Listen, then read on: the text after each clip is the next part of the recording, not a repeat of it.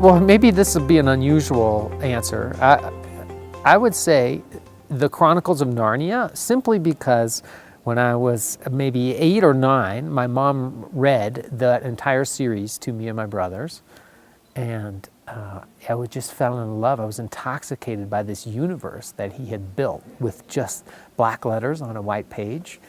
And I remember very distinctly saying to her, how did they do this? How did they make this? And she would say, it was just him. It was just one person, and he's dead.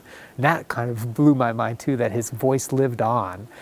And it moved me to emulation immediately. You know, I remember co-opting my mom's beige typewriter and would write little stories about my toys and, you know, trying to play with the conventions of grammar and dialogue even then.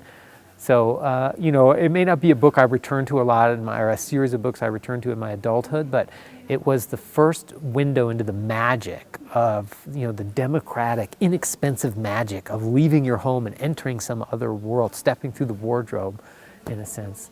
You know, that was intoxicating. I still am chasing that feeling, you know, in my 40s.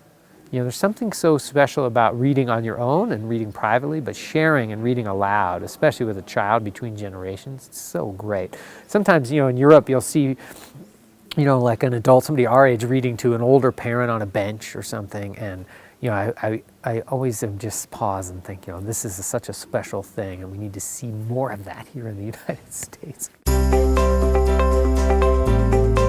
I tend not to think in those terms. I'm thinking just in terms of language. I'm just trying to make the sentences clear and deliver an atmosphere, deliver a place. And often I'm just even writing lousy, unfinished sentences when I'm trying to hash out who a character is, what might be in her heart, what's in her pockets, who she cares about, why does she care about that person.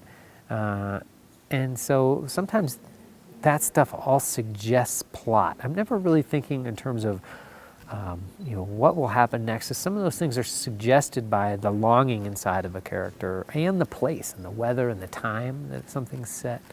Sometimes I'm just chasing a fascination and writing it out. Why did animals hibernate? Why do people explore? Why do they feel like they need to leave home, some people? And then, you know, you start latching on to little moments. And then days and days and days pass, and you start to get a little clearer idea of who these people are.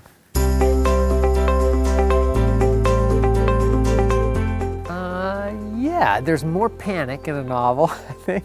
In a short story, you know, if it caves in and it's a total failure, it may only be 6 months of your life.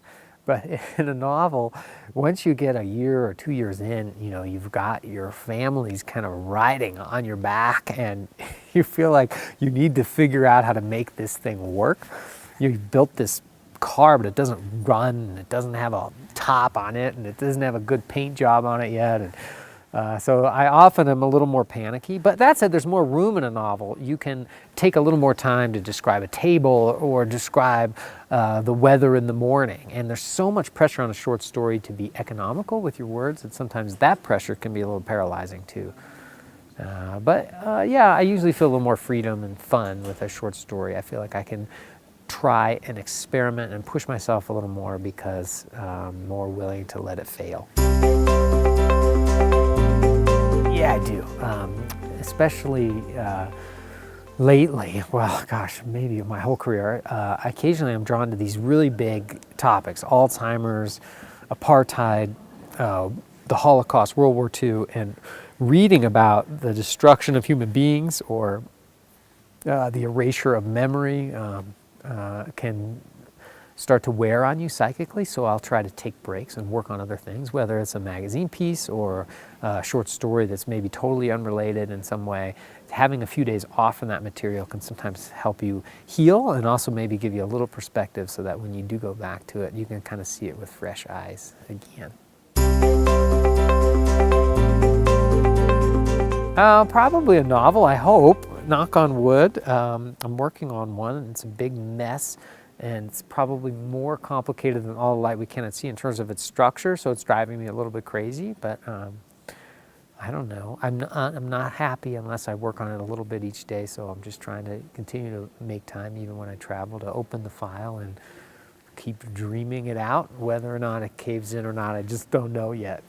But it's set in multiple centuries, and there's a lot of research that has to go into it. Some of it's set in Istanbul, and I haven't been able to go there because there's been all kinds of unrest, and my wife is reading the State Department warnings about travel there. So some of it, I know I need to get there. And some of it, I know I just need to buckle down and stop answering my emails for a little while and just work.